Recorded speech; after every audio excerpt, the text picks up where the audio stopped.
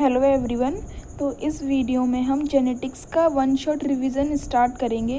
तो इसमें जेनेटिक्स का जो फर्स्ट चैप्टर है वो है principles of inheritance and variation.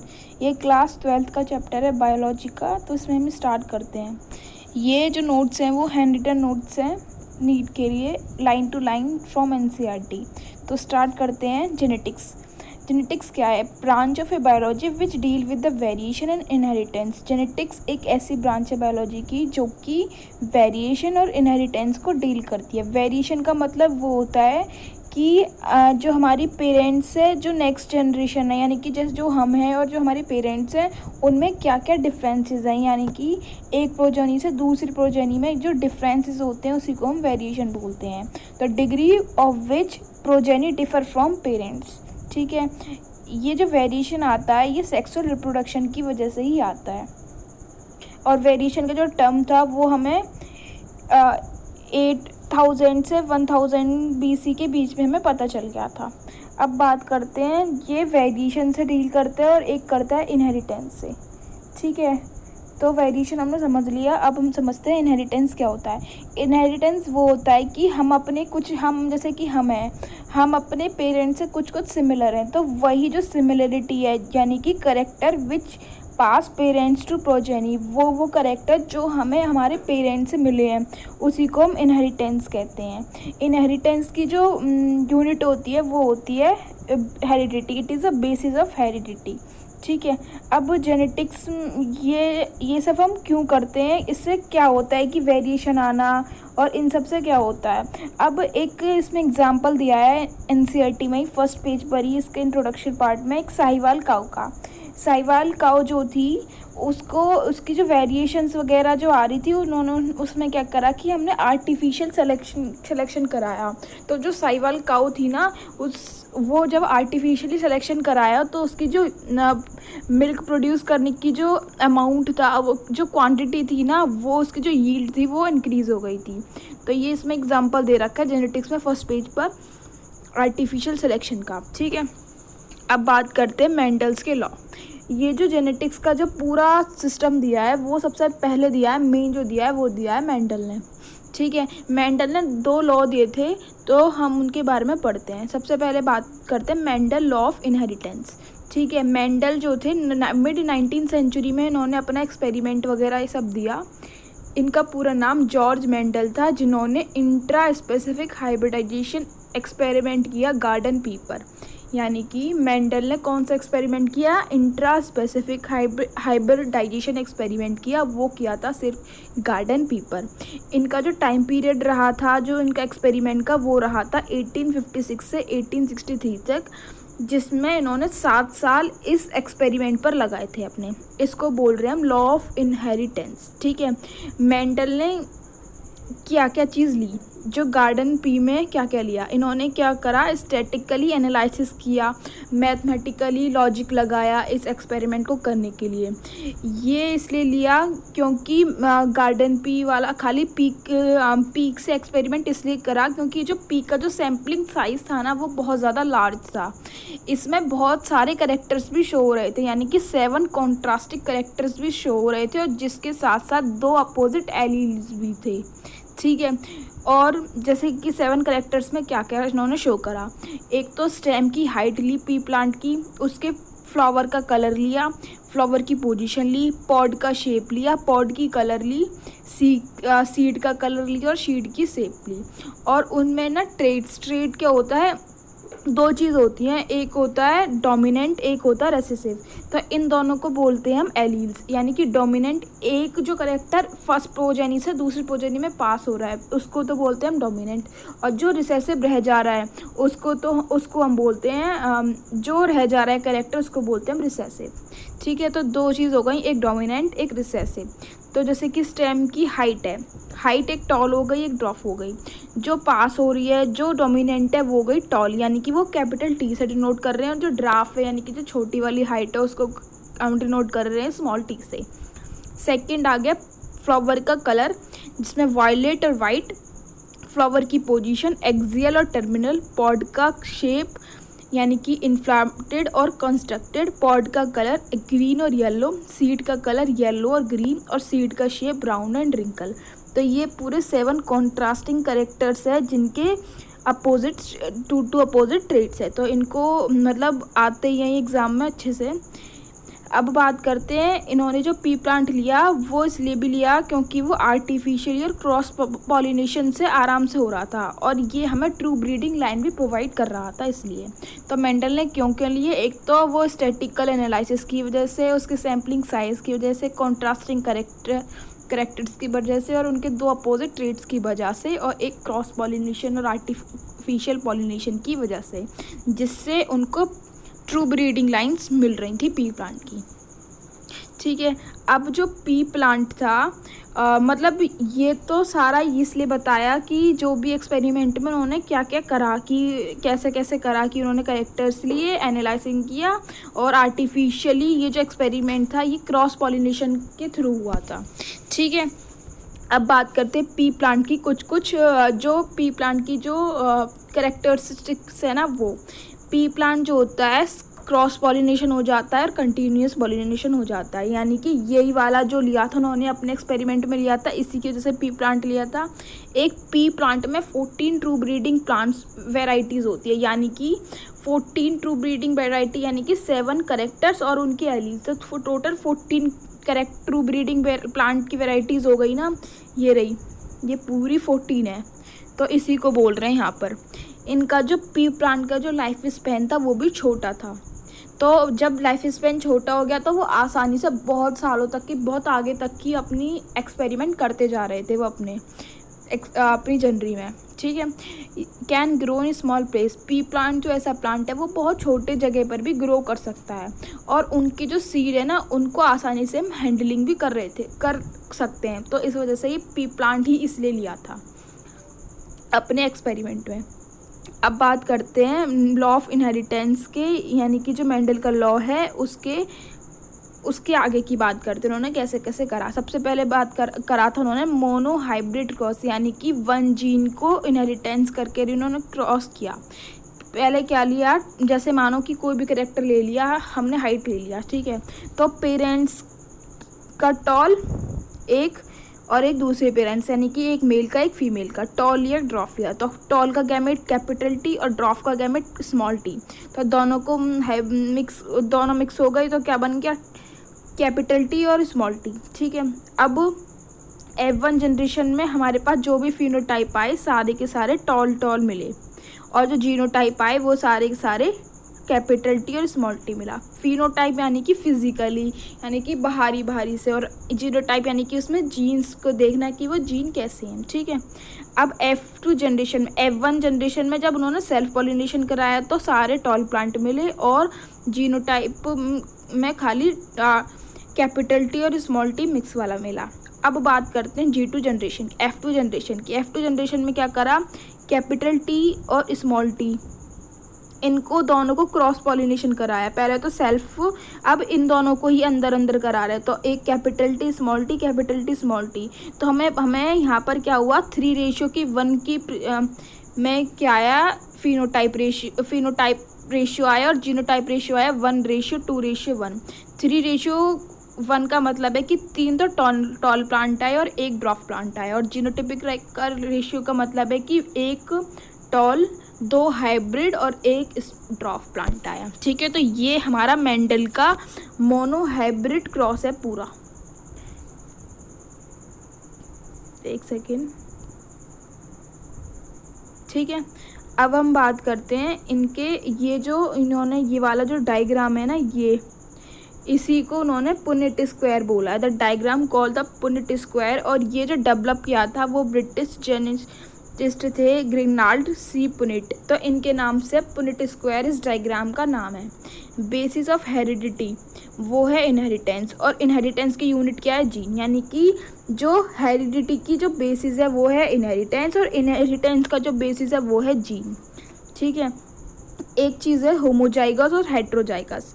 जब दोनों ही कैरेक्टर डोमिनेंट हो तो उसको बोलते हैं होमोजाइगस, यानी कि या तो डोमिनेंट हो और या फिर रिसेसिव हो, तो इसको बोल रहे हैं होमोजाइगस। जब एक डोमिनेंट और एक रिसेसिव हो, यानी कि हाइब्रिड स्पीसीज बन रही हो, तो उसको बोलते हैं हेटेरोजाइगस, जैसे कि ये एग्जाम्पल। ठीक है, अब लॉ ऑफ डोमिनेंस के जो लॉ है वो क्या क्या है। फर्स्ट है law of dominance is use to express only one parental character in the F1 generation and F2 generation. Law of dominance में F1 जनरेशन में और F2 जनरेशन में खाली एक पेरेंटल करेक्टर को एक्सप्रेस किया गया था, यानी कि 3:1 में आ रहा था वो। Characters control discrete unit called factor. जो करेक्टर्स थे वो कंट्रोल हो रहे थे अपनी अपनी यूनिट में, उन करेक्टर की जो यूनिट थी उसको बोल रहे थे हम फैक्टर। फैक्टर जो है हमेशा पेयर में हो रहे थे, जिसमें कि एक डोमिनेंट था और एक रिसेसिव। ठीक है, अब दूसरा लॉ है लॉ ऑफ सेग्रीगेशन। पहला है कि law of dominant. Law of dominant में ये है कि जो करेक्टर है वो जो सेपरेट हो रहे हैं, तो एक तो हो रहा डोमिनेंट है और एक है रिसेसिव इनमें। अब बात करते हैं लॉ ऑफ सेग्रीगेशन यानी कि ब्लेंडिंग की। ये जो लॉ ऑफ सेग्रीगेशन है ये यूनिवर्सल लॉ है। यूनिवर्सल लॉ का मतलब कि इसका आगे जाकर कोई भी मतलब ये गलत प्रूफ नहीं हो सकता, ये वाला यूनिवर्सल लॉ है इसलिए। ठीक है, parents contain two allies so pair segregate from each other such that gamete receive only one of two factor. यानी कि जैसे कि दो फैक्टर हैं, ठीक है, तो ये सेपरेशन के टाइम एक तो अपने आप आसानी से सेग्रीगेट हो सकते हैं, यानी कि सेपरेट हो सकते हैं, और इनमें से दोनों में से गैमीट एक ही रिसीव करेगा पूरा। एक इन दोनों फैक्टर में से तो डोमिनेंट होगा या रिसेसिव होगा, एक ही फैक्टर को ही रिसीव करेगा। अब हम बात करते हैं अलग टॉपिक की, इसी में ही टेस्ट क्रॉस। टेस्ट क्रॉस इसलिए किया जाता है कि F1 जनरेशन की जीनोटाइप को फाइंड आउट करने के लिए क्रॉस किया जाता है। इसमें क्या करते हैं हम होमोजाइगस रिसेसिव लेते हैं, एक तो लेते हैं रिसेसिव लेते हैं, होमोजाइगस रिसेसिव लेते हैं, और एक लेते हैं हाइब्रिड वाला। जैसे कि ये तो हो गया हाइब्रिड और ये हो गया होमोजाइगस रिसेसिव। ठीक है, अब इसमें एक तो कैपिटल W और स्मॉल w, और दूसरे में रिसेसिव यानी कि दोनों ही स्मॉल w आ गए। ठीक है, अब इनका क्रॉस कराया तो रेशियो आया 1:1। 1:1 का मतलब हो गया कि रिसेसिव भी उतना और हाइब्रिड भी उतना। ठीक है, और एक यहाँ पर कराया जब, तो या पहले तो खाली होमोजाइगस रिसेसिव होमोजाइगस का कराया डोमिनेंट से और रिसेसिव से। डोमिनेंट यानी कि दोनों कैपिटल से, और यहाँ पर तो इसमें हमने क्या देखा कि जो फ्लावर का जो कलर था वो वायलेट आ रहा था, यानी कि 4:1 की सेंस में शो हो रहा था। लेकिन हम जब टेस्ट क्रॉस कर रहे हैं तो वो आ रहा है 1:1। तो इससे क्या पता चल रहा है, F2 जनरेशन का जीनोटिपिक रेशियो पता चल रहा है। ये हो गया हमारा टेस्ट क्रॉस। अब बात करते हैं बैक क्रॉस की। बैक क्रॉस में क्या करते हैं, F1 डोमिनेंट से और F1 के रिसेसिव से हम टेस्ट क्रॉस करते हैं।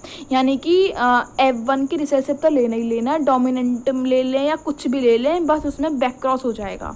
ठीक है, तो एक टेस्ट क्रॉस में हमें ये याद रखना है कि जो ये इसमें कर रहे हैं, एक तो होमोजाइगस रिसेसिव ले रहे हैं और एक हाइब्रिड कैरेक्टर ले रहे हैं टेस्ट क्रॉस में।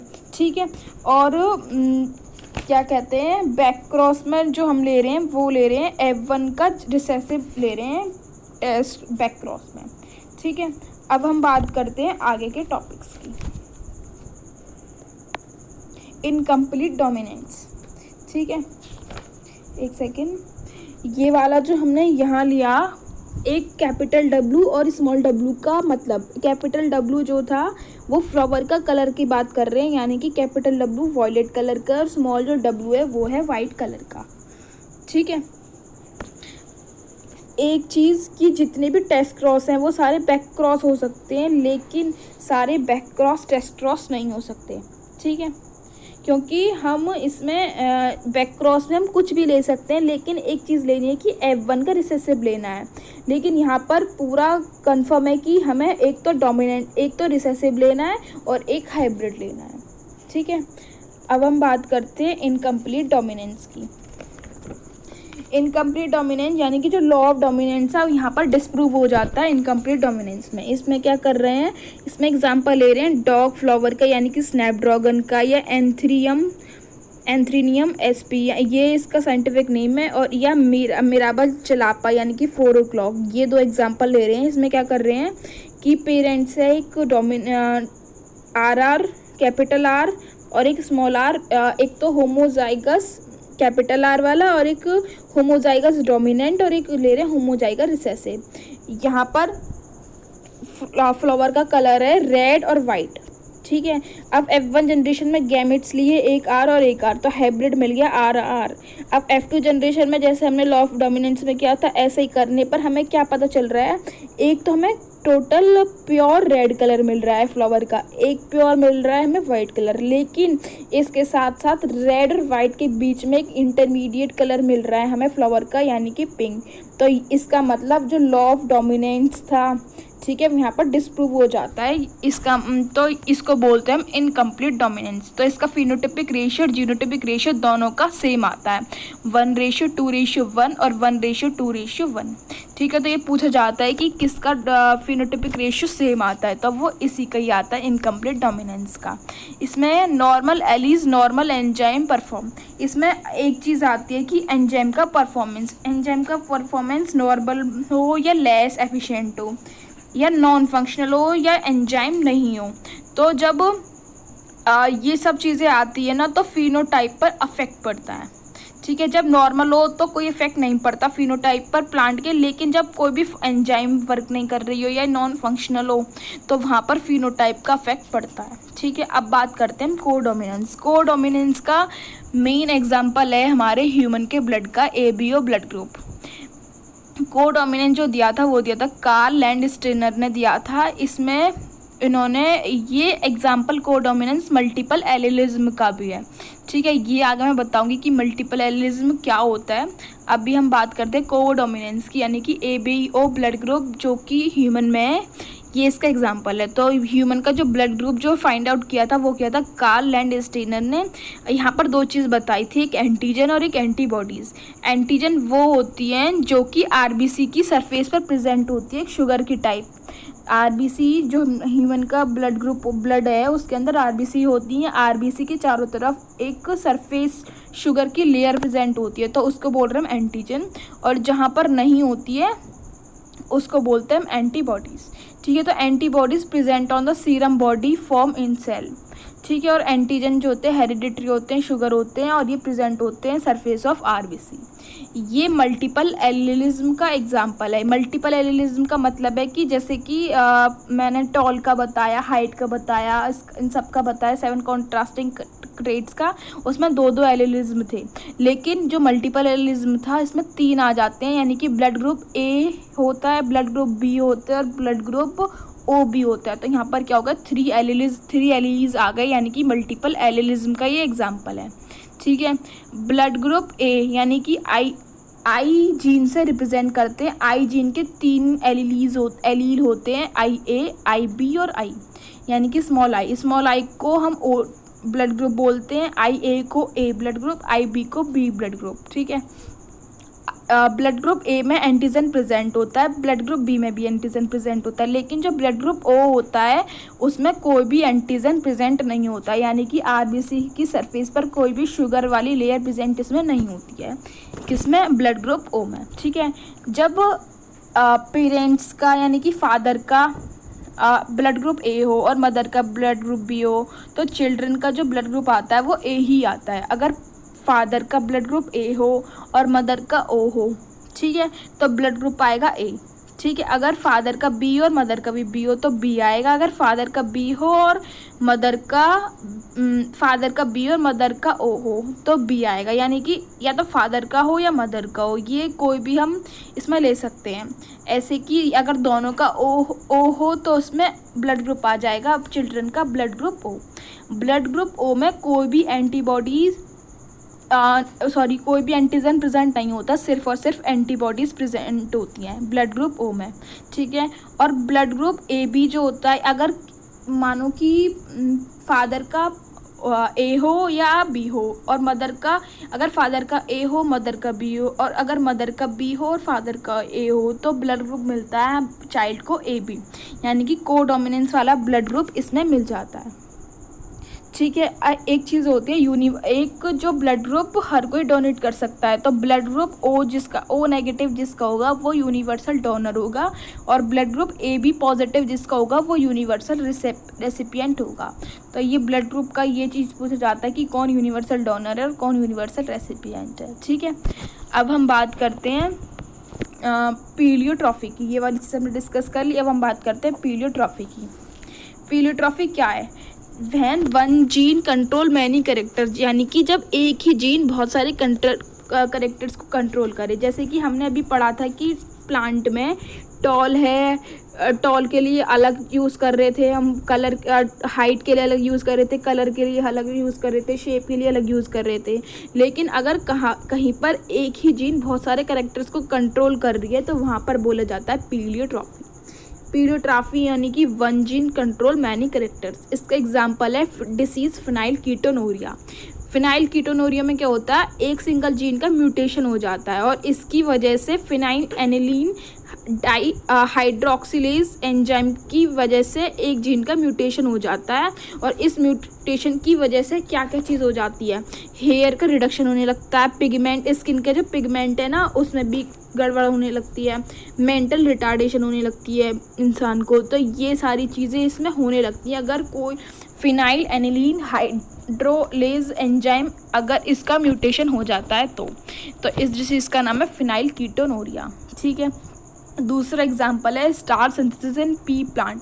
पी प्लांट में जो स्टार्च का सिंथेसिस हो रहा था वो, मतलब इसकी क्या है कि एक तो शेप आ रही है कि पी प्लांट की राउंड, एक आ रही है रिंकल्ड। लेकिन हमने जब एक लॉ पढ़ा है, लॉ ऑफ इनकम्प्लीट डोमिनेंस वाला, तो उसमें जो इंटरमीडिएट वाला आ रहा था, यानी कि एग्जांपल ऑफ इनकम्प्लीट डोमिनेंस 1:2:1 वाला, तो ये भी यहाँ पर पीलियोट्रॉफी का ही एग्जांपल है। इसमें जो ए बी वाला जो इंटरमीडिएट है ना वो बहुत सारी चीज़ों को शो करता है, जैसे कि शेप के लिए, साइज़ के लिए, स्टार्च की क्वांटिटी के लिए, इन सब के लिए।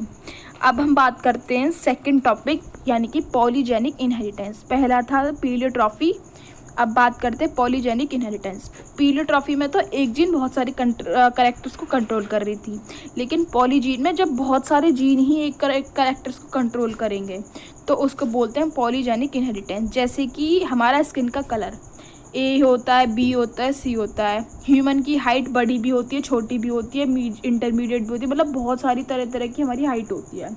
तो सारी जो हाइट है यानी कि जितने भी सारे जीन हैं एक ही कैरेक्टर को जब कंट्रोल करते हैं तो उसको बोलते हैं पॉलीजेनिक इनहेरिटेंस। इसका एग्जांपल है ह्यूमन की हाइट और स्किन का पिगमेंटेशन, यानी कि कोई ज़्यादा गोरा होता है, कोई ज़्यादा काला होता है, कोई बीच का होता है, मतलब बहुत सारे पिगमेंटेशन शो करते हैं हमारी स्किन, ह्यूमन की स्किन। तो ये भी इसका एग्जांपल है पॉलीजेनिक का, और ह्यूमन की जो हाइट है वो भी एग्जांपल है पॉलीजेनिक इनहेरिटेंस का। अब हम बात करते हैं इनहेरिटेंस ऑफ 2 जीन यानी कि डाई हाइब्रिड क्रॉस की। इसमें क्या इसमें भी हमने पी प्लांट ही लिया। इसमें पी प्लांट का एक तो शेप ली, सीड की शेप ली, और एक उसका कलर लिया। ठीक है। सीड की शेप जो हो गई एक राउंड हो गई और रिंकल्ड हो गई, कलर येलो और येलो से ग्रीन। राउंड और रिंकल्ड को आर, कैपिटल आर से, येलो राउंड को और रिंकल्ड को स्मॉल आर से, कलर को कैपिटल येलो से और ग्रीन को स्मॉल वाले वाई से, कैपिटल वाई से येलो कलर और स्मॉल वाले वाई से ग्रीन कलर। ठीक है। अब ये पेरेंट्स को शो कर रहे हैं ये वाला। ठीक है। अब यहाँ पर हमने गैमेट्स ले लिए, एक हाइब्रिड आ गया, एक तो डोमिनेंट वाला और एक आ गया रिसेसिव वाला। ठीक है। अब इन दोनों का बनाया F1 जनरेशन में, तो capital R, small R, capital Y और स्मॉल वाई। ठीक है। अब इसको हम F2 जनरेशन में लेके जा रहे हैं। एक दोनों का डोमिनेंट ले लिया, एक का डोमिनेंट एक का रिसेसिव, एक का डोमिनेंट एक का रिसेसिव, और ये दोनों रिसेसिव ले लिए। सेम यहाँ और सेम यहाँ पे, फीमेल का फीमेल का। अब हम इनको क्रॉस करा रहे हैं तो हमारे पास जो फिनोटाइप रेशियो आ रहा है वो आ रहा है 9:3:3:1, यानी कि 9 जो आ रहे हैं वो आ रहे हैं राउंड और येलो वाले, 3 आ रहे हैं राउंड और ग्रीन वाले, 3 आ रहे हैं रिंकल्ड और ग्रीन वाले, और एक आ रहा है रिंकल्ड ग्रीन वाला। ठीक है। और इसका जो जीनोटिपिक रेशियो आ रहा है वो आ रहा है 1:2:2:4:1:2:1:1, यानी कि 12:24:12:1, 12:24:12:1। तो ये हो गया हमारा जीनोटाइप रेशियो, और फिनोटाइप रेशियो आ गया 9:3:3:1। इसमें जो हम हाइब्रिड ये क्रॉस कर रहे हैं तो हम इसमें ये चीज़ देख रहे हैं कि जब हम इसको ऐसा देखते हैं तो ये शो कर रहा है होमोजाइगसिटी, और जब हम ऐसे इधर दोनों साइड से क्रॉस देखते हैं तो एक साइड करता है हेट्रोजाइगस कंडीशन और एक साइड शो करता है होमोजाइगस कंडीशन। तो ये बस ऑब्जर्वेशन वाली चीज़ है और कुछ नहीं। अब हम बात करते हैं लॉ ऑफ इंडिपेंडेंट अश्योरमेंट की। ये वाला हमने ये सेकेंड जो लॉ पढ़ा इनहेरिटेंस ऑफ टू जीन यानी कि डाईहाइब्रिड क्रॉस का। अब यहाँ पर भी लॉ चलता है, लॉ ऑफ इंडिपेंडेंट अश्योरमेंट।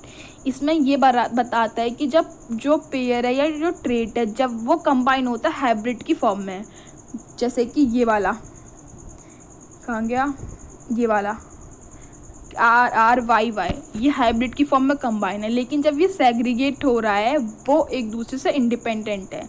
जैसे कि जीनोटाइप रेशियो दिखा रहे हैं कि ये एक दूसरे से इंडिपेंडेंट है। तो यही कि when two pair of traits combine in hybrid segregation of one pair character is independent on other. जो सेग्रीगेशन हो रहा है एक पेयर का वो इंडिपेंडेंट है दूसरे पेयर के कैरेक्टर्स पर। अब हम बात करते हैं क्रोमोसोमल थ्योरी ऑफ इनहेरिटेंस की। ये जो दी थी वो दी थी मेंडल ने दी थी। मेंडल ने सबसे पहले क्रोमोसोमल थ्योरी से पहले हमने मेंडल का वर्क पढ़ा था। तो जो मेंडल का जो वर्क था वो 1863 में पब्लिश हो गया था, लेकिन ये 1900 तक अनरिकॉग्नाइज्ड रहा था। वो क्यों रहा था? क्योंकि जो मेंडल जो इस टाइम उन्होंने डिस्कवरी की थी ना, एक्सपेरिमेंट्स किए थे, तो उस टाइम जो कम्युनिकेशन थी वो इतनी अच्छी नहीं थी, इसकी वजह से भी। और एक ये था कि उन्होंने जीन और फैक्टर जैसी चीज़ ले ली थी जिसका लोगों को पता ही नहीं था, साइंटिस्ट को पता ही नहीं थे कि जीन क्या होते हैं और फैक्टर्स क्या होते हैं। तो उनको वो स्टेबल और डिस्क्रीट यूनिट में अलग अलग नहीं कर पाए थे, उनको समझा नहीं पाए थे। इसकी वजह से उन्होंने मैथमेटिक्स भी यूज़ कर ली। जब उन्होंने बायोलॉजी वाले एक्सपेरिमेंट में मैथमेटिक्स यूज़ कर ली तो साइंटिस्ट पहले ही चकरा गए थे। एक gene discrete unit but not provide physical proof. उन्होंने पूरा ये सब नोटबुक वगैरह पर दे दिया, लेकिन उन्होंने कोई फिजिकल प्रूफ प्रोवाइड नहीं करा कि ऐसा कुछ होता भी है। तो इसकी वजह से, इन सारी चीज़ों की वजह से मेंडल का जो वर्क था ना इतना फेमस नहीं हो पाया 1863 में होने के बावजूद भी। लेकिन 1900 में वो फेमस इसलिए हो गया, वहाँ पर अब आने लगे 3 साइंटिस्ट आए। ठीक है, उन्होंने क्या करा, मेंडल का वर्क उन्होंने देखा तो उनको लगा कि कुछ मतलब उनको लगा कि हाँ एक्सपेरिमेंट वाली चीज़ है। तो उन्होंने भी अपना एक्सपेरिमेंट सिमिलर एक्सपेरिमेंट करा 1900 में।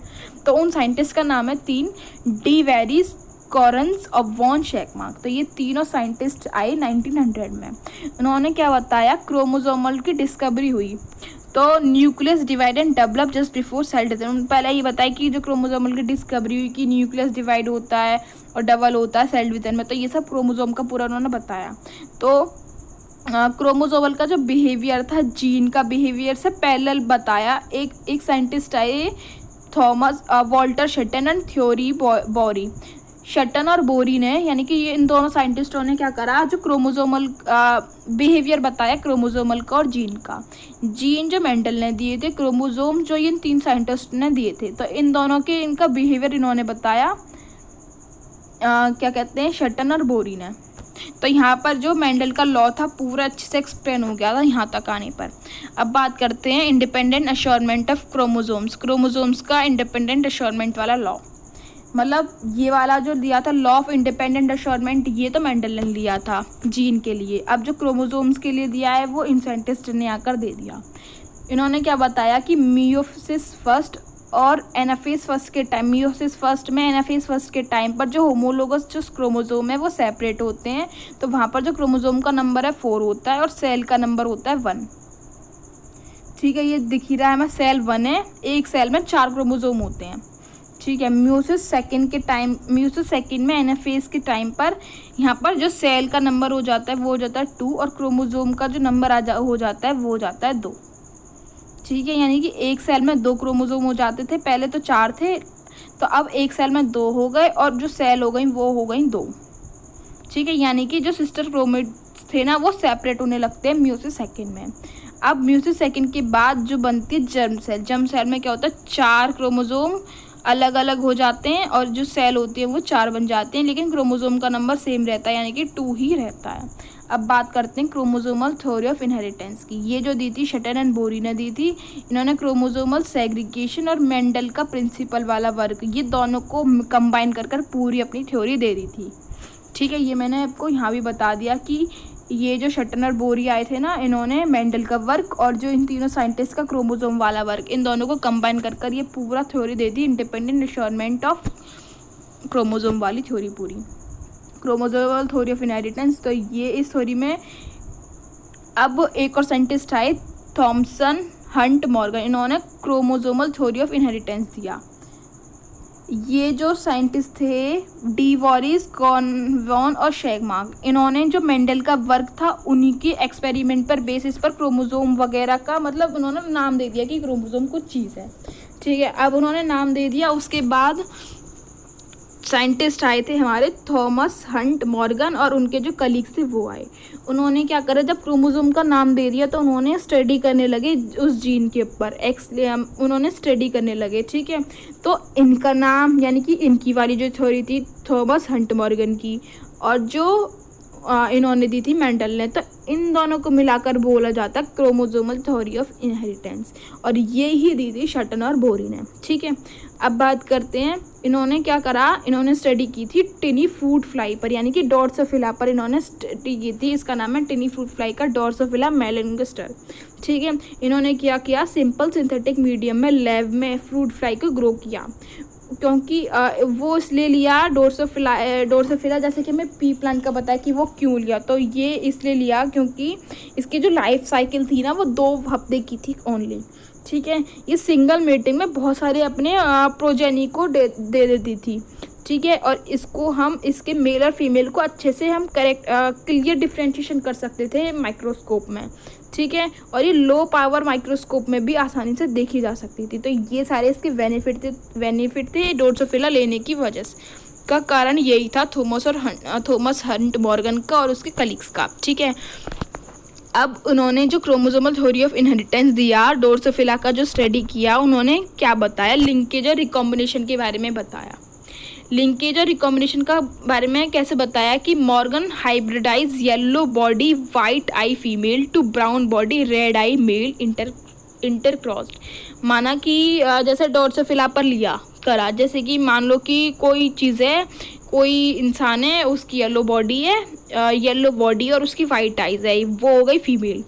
मेल की रेड आई और ब्राउन बॉडी, तो रेड आई ब्राउन बॉडी को मिक्स करा दिया येलो बॉडी वाइट आई से, तो उन्हें क्या पता चला, he found that 2 gene do not segregate independently of each other. ये जो 2 जीन है आपस में सेग्रीगेट नहीं हो रही थी।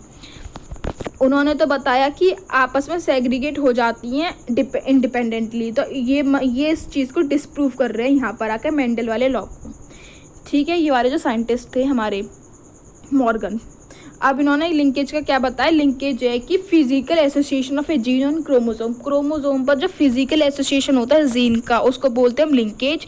और रिकॉम्बिनेशन क्या होता है, describe generation of non parental gene combination. इन्होंने ये बताया कि 2 नॉन पेरेंटल जीन के बीच का जो कॉम्बिनेशन जो होता है उसको बोल रहे रिकॉम्बिनेशन, और जो लिंकेज वो बताया जो फिजिकल कॉम्बिनेशन हो रहा है उसको बताया लिंकेज। ठीक है, अब क्या करा, टाइटली लिंक जीन, मतलब जैसे कि मानो ये क्रोमोसोम है, क्रोमोसोम पर अगर ये जो जीन है ये टाइटली लिंक्ड है, जब टाइटली लिंक है तो लिंकेज ज़्यादा हो रहा है, तो रिकॉम्बिनेशन यहाँ पर कम होने लगता है। रिकॉम्बिनेशन कम होने का कारण ये कि रिकॉम्बिनेशन में खाली नॉन पेरेंटल जीन आएंगे, यानी कि ये अगर ये दोनों पास हैं तो ये तो सेम जीन के हो गए। अगर ये दो नॉन पेरेंटल जीन अगर टाइटली लिंक नहीं होते हैं तो वहाँ पर जो रिकॉम्बिनेशन होता है वो कम होता है। तो जब जीन टाइटली लिंक्ड है तो रिकॉम्बिनेशन लेस है, तो डिस्टेंस बिटवीन जो हो गया उन दोनों के बीच का जो डिस्टेंस है वो कम होने लगा, तो इसका परसेंट जो आया वो आया 1.3%।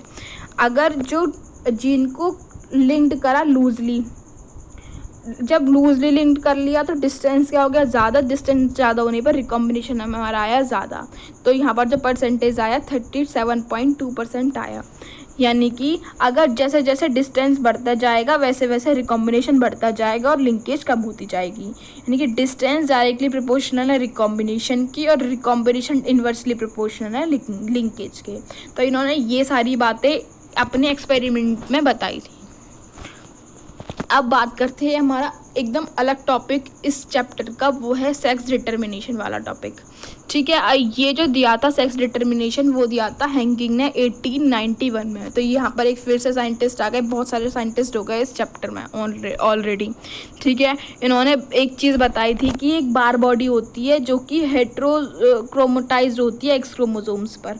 ठीक है, जो नंबर होता है बार बॉडी का वो होता है n-1, और n का मतलब होता है number of x chromosome.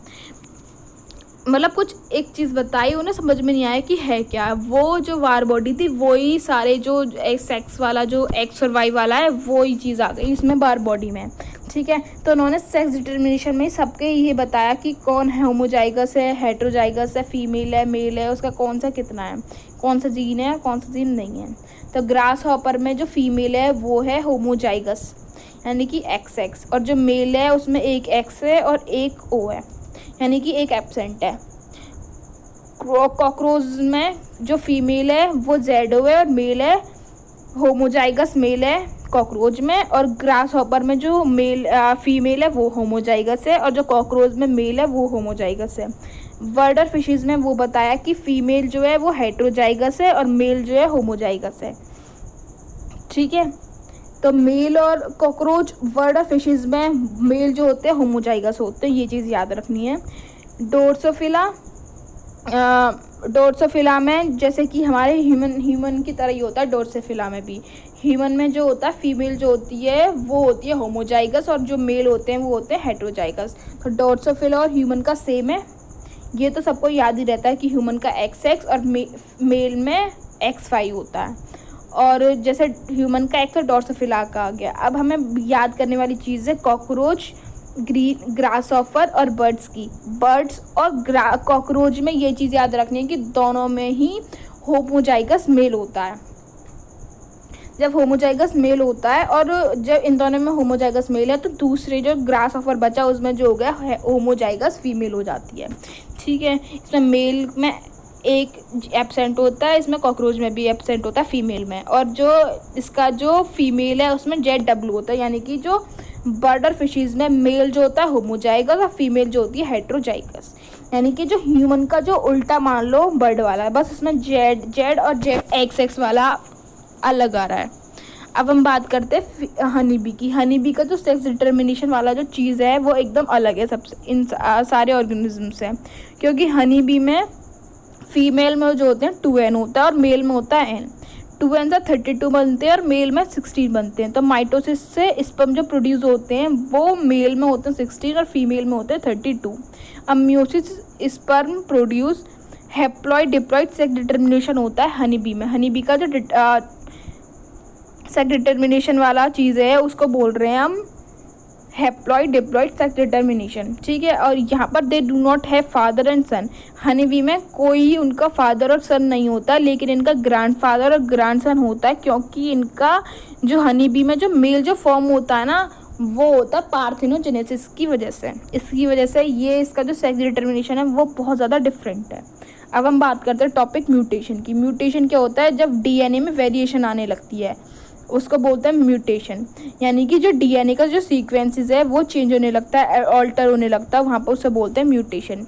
Result change in genotype and phenotype and organism. इससे क्या होता है कि अगर म्यूटेशन हो जाता है, यानी कि जब DNA का सीक्वेंस में अल्टरिंग होने लगती है तो जो जीनोटाइप है और जो फिनोटाइप है ऑर्गेनिज्म का वो चेंज होने लगता है। म्यूटेशन में इंसर्शन एंड डिलीशन होता है DNA के सेगमेंट का, उसको बोलते हैं frame shift mutation. Frame shift mutation में क्या होता है? इंसर्शन और डिलीशन होता है सेगमेंट DNA के सेगमेंट का। ये क्रोमोसोमल एब्रीवेशन इसको कैंसर सेल में, यानी कि जो म्यूटेशन ज़्यादा दिखाई देता है क्रोमोसोमल एब्रीवेशन, ये कैंसर सेल में होता है। म्यूटेशन किसकी फैक्टर की वजह से होता है? फिजिकल फैक्टर है इसका UV रेडिएशन, और जो केमिकल फैक्टर है वो है म्यूटाजन। अब हम बात करते हैं टॉपिक पेडिग्री एनालिसिस। ये चैप्टर काफ़ी लॉन्ग है, इसमें बहुत सारे अलग अलग टॉपिक हैं, एकदम अलग। लॉ बता दिए, सेक्स डिटर्मिनेशन वाला टॉपिक बता दिया, प्लीयोट्रॉफी और ये सारा सब कुछ म्यूटेशन। अब बात कर रहे हैं हम यहाँ पर पेडिग्री एनालिसिस की। पेडिग्री एनालिसिस में क्या होता है? ट्रेड्स का एनालिसिस होता है सेवरल जनरेशन की सेवरल जनरेशन तक फैमिली में। जैसे कि मेरे बाबा से बाबा के 2 बेटे, पापा चाचा, फिर पापा से हम हुए, फिर हमारे बच्चे हुए, ऐसे कर कर ये जो पूरा एनालिसिस होता है एक जनरेशन का पूरा, उसको बोलते हैं पेडिग्री जनरेशन। मतलब बहुत सारी जनरेशन का जो एनालिसिस होता है पूरी फैमिली में, उसको बोल रहे हैं पेडिग्री एनालिसिस। इसमें ये चीज़ देखते हैं कि कौन सी डिसीज़ आ रही है, कौन से करेक्टर्स आ रहे हैं, कौन से नहीं आ रहे हैं, ये चीज़ें सारी चीज़ें इसी वजह से पता करी जाती हैं। ठीक है, जैसे कि ऑटोजोमल ये दो टाइप की होती है, एक तो ऑटोजोमल और एक एक्स लिंक्ड। ऑटोजोमल में यानी कि कौन सी चीज़ डोमिनेंट है और कौन सी चीज़ रिसेसिव है। जैसे कि बहुत सारी डिसीज़ होती है जो कि ऑटोजोमल वाली फॉर्म में आती हैं, और कुछ होती है एक्स लिंक्ड होती हैं जिसमें भी डोमिनेंट और रिसेसिव इसमें भी देखा जाता है। पेडिग्री एनालिसिस करने के लिए एकदम सिंपल स्टेप्स हैं ये। सबसे पहले हम जनरेशन को मार्क कर दें कि कौन सी, जैसे कि फादर वाली, ग्रैंडफादर वाली 1 हो गई, फादर वाली 2 हो गई, फिर हमारी वाली 3rd हो गई, हमसे आगे आने वाली की 4th हो गई। तो ऐसे जनरेशन को मार्क कर दें कोई एक पर्टिकुलर जनरेशन को लेकर। ठीक है, और उसमें हम उसी जनरेशन में हम डार्क स्पॉट ढूंढें पर्टिकुलर फैमिली के, जहाँ जहाँ डार्क स्पॉट्स है वो ढूंढें। ठीक है, अगर डार्क स्पॉट प्रेजेंट है तो वो डोमिनेंट्स है, अगर एब्सेंट है तो वो हो गई रिसेसिव। ठीक है, जहाँ जहाँ डार्क स्पॉट प्रेजेंट है तो वहाँ डोमिनेंट वाला कैरेक्टर आ रहा है, और जहाँ नहीं आता है वो हो गया रिसेसिव, ये मान ले रहे हैं। ठीक है, अब 4th बात करते हैं। अगर ऑटोजोमल है, ठीक है, तो फीमेल और मेल का देखना पड़ेगा। ठीक है, और अगर एक्स लिंक्ड है, एक्स लिंक में अगर फीमेल में हो रही है, अगर एक्स लिंक्ड में है तो एक्स लिंक में अगर क्या कहते हैं मेल में हो रही है, मेल से फीमेल में पहुंचती है और फीमेल से मेल में पहुंचती है, यानी कि फादर से पहुंचती है डॉटर में। तो इसकी जो ट्रिक है वो हो गई पापा की परी, यानी कि फादर से डॉटर में और माँ का लाडला यानी कि मम्मी से बेटे में। तो ये पूरे इसके स्टेप्स हो गए कैसे कैसे करना है। अब हम इसको देखते हैं कि हमें कैसे करना है। सबसे पहले इनके सिंबल्स देख लेते हैं कि सिंबल्स क्या क्या है। मेल का स्क्वायर हो गया, इसका सर्कल हो गया फीमेल का, फिर अनस्पेसिफिक का ये, अफेक्टेड का ये, मीटिंग में, फिर मीटिंग इन रिलेटिव्स में, पेरेंट्स का, चिल्ड्रन का, ये पेरेंट्स का, ये मेल चिल्ड्रन अफेक्टेड है डिसीज से। यहाँ पर 5 अनअफेक्टेड ऑफस्प्रिंग हो गई। ठीक है, सबसे पहले हमें क्या करना है कि जनरेशन को नोट करना है कि कौन सी जनरेशन है। माना कि हमने ये वाली जनरेशन में देख लिया, ठीक है, 1st, 2nd और 3rd, 3 ऐसा मान लिया अलग अलग। जहाँ जहाँ डार्क स्पॉट है वहाँ डोमिनेंट है, यहाँ डोमिनेंट, यहाँ डोमिनेंट और यहाँ डोमिनेंट, तो ये आ गया डोमिनेंट वाला। ठीक है, अब ये सारी फीमेल से ही हो रही है, यानी कि कोई जैसे ऐसा नहीं हो रहा कि फीमेल अफेक्टेड है, फीमेल डोमिनेंट है तो यहाँ पर मेल आ रहा है, ऐसा नहीं हो रहा, डायरेक्ट सारी ही फीमेल आ रही है। तो यानी कि ऑटोजोमल डिसीज है डोमिनेंट वाली। ठीक है, और ये जो एग्जांपल दे रखा है वो इंसेट में दे रखा है मायोटोनिक डिस्ट्रॉफी का। ठीक है, दूसरी वाली है कि मान लो कि हमने इसमें कोई एक जनरेशन ले रहे हैं, हमें जनरेशन ले ली ये वाली, ठीक है, 1, 2, 3 वाली। अब इसमें स्पॉट नहीं है, मतलब इसमें पूरा डार्क स्पॉट नहीं है, इसमें भी नहीं है, और यहाँ पर है, तो ये जो हो गई हमारी रिसेसिव वाली। अगर स्पॉट होता तो वो थी डोमिनेंट, अब यहाँ पर है नहीं तो ये हो गई रिसेसिव। ठीक है, अब रिसेसिव हो गई, यहाँ भी ऐसा कुछ नहीं है कि मेल में हो रही है डिसीज़ तो फीमेल में जा रही है, फीमेल में हो रही है तो वो मेल में जा रही है, ऐसा तो कुछ है नहीं। तो ये क्या हो गई, ऑटोजोमल हो गई ये डिसीज़ भी। तो ऑटोजोमल रिसेसिव, इसका ये जो एग्जांपल दे रखा है ये दे रखा है हमारा सिकल सेल एनीमिया का, ये एनसीईआरटी में इस चीज़ का डायग्राम दे रखा है।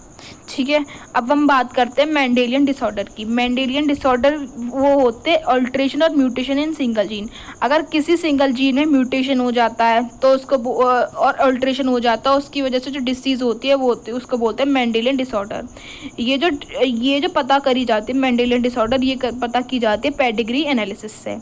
अब इसमें हम डिसीज़ पढ़ते हैं। सबसे पहले फर्स्ट पढ़ते हैं हीमोफीलिया। हीमोफीलिया जो होती है रिसेसिव एक्स लिंक्ड डिसीज़ होती है, यानी कि रिसेसिव एक्स लिंक्ड डिसीज़ होती है। इसमें जो कैरियर होता है वो होती है फीमेल जो कैरियर होती है, लेकिन वो अफेक्टेड नहीं होती, यानी कि अनअफेक्टेड होती है। जैसे कि मानो कि मदर है, हमारी मदर जो है अनअफेक्टेड है, फीमेल कैरियर है। मदर से जो होगा यानी कि माँ का लाडला, यानी कि मदर से होगा बेटे में, तो मेल जो होगा इसकी वजह से, इस कैरियर की वजह से मेल जो होगा वो हीमोफिलिक पेशेंट हो जाएगा। इसमें जो था female transmit disease to their son. ठीक है, हीमोफीलिया की वजह से क्या होता है, अगर सिंगल कट भी लग जाता है ना हमारी बॉडी में तो नॉन स्टॉप ब्लीडिंग होने लगती है। इसमें जो कैस्केड प्रोटीन की वजह से होता है। ये जिसका जो कैरियर रही थी वो रही थी क्वीन विक्टोरिया, हीमोफीलिया के डिसेंडेंट जो रही थी वो थी क्वीन विक्टोरिया। तो ये भी पूछा जाता है, तो ये क्वीन विक्टोरिया इसमें एग्जाम्पल आ जाएगा हीमोफीलिक का। ठीक है, दूसरी डिसीज़ है सिकल सेल एनीमिया, यानी कि मेंडेलियन डिसऑर्डर चल रहे हैं तो उसकी जो दूसरी डिसीज़ है वो है सिकल सेल एनीमिया। ये है ऑटोसोमल रिसेसिव। इनको याद करने की कि कौन सा ऑटोसोमल है कौन सा रिसेसिव है, एस, पी और टी। जो सिकल सेल एनीमिया, फिनाइलकीटोनुरिया और थैलेसीमिया, यानी कि जो हम तीनों डिसीज़ पढ़ेंगे ये तीनों की तीनों ऑटोसोमल रिसेसिव है। ठीक है, और ये वाली जो क्या कहते हैं, और जो बाकी इसमें दो बची जो मेंडेलियन डिसऑर्डर में वो है हमारी एक्स लिंक्ड। ठीक है, इसमें हम कलर ब्लाइंडनेस पढ़ेंगे, थैलेसीमिया पढ़ेंगे, तो इसमें 5 डिसीज पढ़ेंगे। 5 में से जो 3 है एसपीटी, वो तीनों की तीनों ऑटोसोमल रिसेसिव वाली हैं। ठीक है, ये एक्स लिंक्ड वाली नहीं है। अब हम बात करते हैं सिकल सेल एनीमिया की। सिकल सेल एनीमिया जो है ऑटोसोमल रिसेसिव डिसीज़ है। इसमें क्या हो रहा है, पॉइंट म्यूटेशन हो रहा है बीटा ग्लोबिन चेन पर। हीमोग्लोबिन का जो बीटा चेन है उसमें क्या हो रहा है, GAG से GUG लग जा रहा है, यानी कि ग्लूटामिक एसिड से वेलिन हो जा रहा है हीमोग्लोबिन के बीटा चेन की 6th पोजीशन पर। हीमोग्लोबिन के बीटा चेन के 6th पोजीशन पर GAG से GUG हो जा रहा है, इसमें पॉइंट म्यूटेशन हो रहा है। इसमें जो इसकी वजह से जो पॉइंट म्यूटेशन हो रहा है इसमें क्या हो रहा है, RBC की जो शेप होती है वो होती है बाइकॉनकेव। तो बाइकॉनकेव शेप से सिकल शेप हो जा रही है। ठीक है, ये जो सिकल सेल एनीमिया है वो है क्वालिटेटिव प्रॉब्लम, यानी कि क्वालिटेटिव प्रॉब्लम है सिकल सेल एनीमिया। ये क्वेश्चन पूछा जाता है कि कौन सी, मतलब एक होते क्वालिटेटिव एक होते क्वांटिटेटिव। तो जो सिकल सेल एनीमिया है वो है हमारी क्वालिटेटिव। अब हम बात करते हैं सी फिनाइलकीटोनुरिया। फिनाइलकीटोनुरिया जो है ऑटोसोमल रिसेसिव है, ये तो मैंने बता दिया एसपीटी से। फिनाइलकीटोनुरिया हमने अभी पहले भी पढ़ चुके हैं इसी चैप्टर में कि इसमें एंजाइम की कमी होती है जो कि अमीनो एसिड फिनाइल को ट्रायोजीन में कन्वर्ट करने लगता है। तो इसमें जो एंजाइम की कमी हो रही थी फिनाइल डिहाइड्रिलेज जो हमने एग्जाम पढ़ा उसकी कमी की वजह से म्यूटेशन हो जाता है फिनाइलकीटोनुरिया में। इसकी वजह से किडनी खराब होने, किडनी का रीअब्जॉर्प्शन कम पुअर होने लगता है, मेंटल रिटार्डेशन होने लगता है, हेयर लॉस पढ़ा था हमने। तो ये सारा का सारा फिनाइलकीटोनुरिया में होता है। अब हम बात करते हैं डी, यानी कि कलर ब्लाइंडनेस। कलर ब्लाइंडनेस जो है वो एक्स लिंक्ड है। इसमें क्या हो रहा है, इस कलर ब्लाइंडनेस को टेस्ट करने के लिए जो टेस्ट यूज़ होता है वो होता है इशिहारा टेस्ट। ये रेड और ग्रीन कलर में डिफ्रेंशिएटेड नहीं कर पाता जो पेशेंट होता है कलर ब्लाइंडनेस का। ये 8% मेल में होती है और 0.4% फीमेल में होती है, यानी कि जो कलर ब्लाइंडनेस वाली डिसीज़ है वो सबसे ज़्यादा मेल में होती है, क्योंकि इसका जो कैरियर रहा है वो फीमेल ही रही है, तो इसकी वजह से ये मेल में ज़्यादा होती है। ई, यानी कि जो 5th वाली डिसीज़ है वो है थैलेसीमिया। थैलेसीमिया जो हो गई ऑटोसोमल रिसेसिव हो गई। इसमें क्या होता है, हीमोग्लोबिन का 2 चेन होती है अल्फ़ा और बीटा। अल्फ़ा चेन में जो 16 क्रोमोसोम होता है उसमें अल्फ़ा A1 और हीमोग्लोबिन A1 और हीमोग्लोबिन A2, और जो बीटा ग्लोबिन चेन है उसमें हीमोग्लोबिन BB। इसमें 11 क्रोमोसोम और अल्फ़ा वाले में 16 क्रोमोसोम। यहाँ पर डिसऑर्डर होने लगता है। यहाँ पर ये जो थैलेसीमिया है वो है क्वांटिटेटिव प्रॉब्लम। एक वो वाली जो थी सिकल सेल एनीमिया वो थी क्वालिटेटिव, और जो थैलेसीमिया है वो है क्वांटिटेटिव। क्वांटिटेटिव से ऐसे याद रख सकते हो कि अल्फ़ा बीटा है पर 2 चीज़ों की बात की है, यानी कि क्वांटिटी की बात की गई है, तो ये होगा क्वांटिटेटिव। ठीक है, अब हम बात करते हैं क्रोमोसोमल डिसऑर्डर की। पहले तो हमने पढ़ा कि मेंडेलियन डिसऑर्डर क्या क्या है, तो उसमें 5 पढ़ लिए। अब हम बात करते हैं क्रोमोसोमल डिसऑर्डर की। इसमें हम पहली चीज़ पढ़ते हैं एनीप्लॉइडी और पॉलीप्लॉइडी। एनीप्लॉइडी का मतलब अगर एक जीन बढ़ जा रही है या कम हो जा रही है तो उसको बोलते हैं एनीप्लॉइडी। पॉलीप्लॉइडी में क्या होती है, एक जीन बढ़ती ही बढ़ती है। एनीप्लॉइडी में तो बढ़ भी सकती है और घट भी सकती है, और पॉलीप्लॉइडी में एक चीज़ बढ़ती ही बढ़ती है। अगर एक बढ़ जाता है, एक एक्स बढ़ जाए या एक वाई बढ़ जाए तो उसको बोलते हैं ट्राइसोमी। अगर कम हो जाता है तो उसको बोलते हैं मोनोसोमी। ठीक है, सबसे पहली डिजीज़ पढ़ते हैं डाउन सिंड्रोम। डाउन सिंड्रोम 1866 में पता की गई थी। इसमें क्रोमोसोम 21 में होती है। इसमें क्या होता है, ट्राइसोमी होती है, यानी कि एक बढ़ जाता है इसमें, एक क्रोमोसोम वाला बढ़ जाता है, क्रोमोसोम 21 में होती है तो एक जीन बढ़ जाती है। इस डाउन सिंड्रोम की वजह से क्या होता है कि चिल्ड्रन में होती है, इसमें राउंड हेड होने लगता है, फॉरवर्ड टंग होने लगती है, ऊपर पार्शियली ओपन माउथ हो जाता है, पाल्म ब्रॉड होने लगती है, फिजिकली साइकोमोटरी और मेंटली रिटार्डेशन उसमें होती है। सेकंड है कि फिनाइल कीटोनूरिया, क्लाइन फिल्टर में क्या होता है, एडिशनल कॉपी हो जाती है एक्स क्रोमोसोम की, यानी कि जो मेल है उसमें मेल में होता है वैसे एक्स वाई होता है, लेकिन इसमें एक और एक्स आ जाता है, यानी कि एक्स वाई वाला क्रोमोसोम हो जाता है इसमें।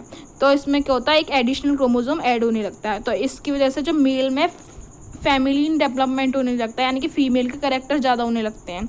इसमें मेल में ब्रेस्ट डेवलपमेंट भी हो सकता है, इसको गाइनकोस्टीमिया भी बोलते हैं। तो ये जो क्लाइन फिल्टर है वो जो डिसीज़ होती है मेल में होती है। टर्नर सिंड्रोम जो होती है वो फीमेल में होती है। इसमें क्या होता है, फीमेल में एक्स 2 क्रोमोसोम होते हैं, तो यहाँ पर क्या हो जाता है, मोनोसोमी हो जाती है, यानी कि एक क्रोमोसोम यहाँ पर कम होने लगता है, तो XO हो जाता है, यानी कि एक एक्स की एब्सेंस होने की वजह से यहाँ पर कुछ कुछ मेल के कैरेक्टर्स आने लगते हैं, जैसे कि सेकेंडरी सेक्सुअल कैरेक्टर कोई भी डेवलप नहीं हो पाता है और र्यूमिडेंट्री ओवरीज होने लगती है, यानी कि अनफर्टाइल ओवरी होने लगती है। तो ये हमारे हो गया थर्ड वाला टर्नर सिंड्रोम। ठीक है, तो इस वीडियो में हमने पूरा चैप्टर कर लिया अच्छे से, वन शॉट में, बिल्कुल छोटे छोटे पॉइंट्स कर इस पूरे चैप्टर का रिवाइज कर लिया। अगली वीडियो में हम इसका नेक्स्ट चैप्टर करेंगे जेनेटिक्स का। तो thanks for watching this video.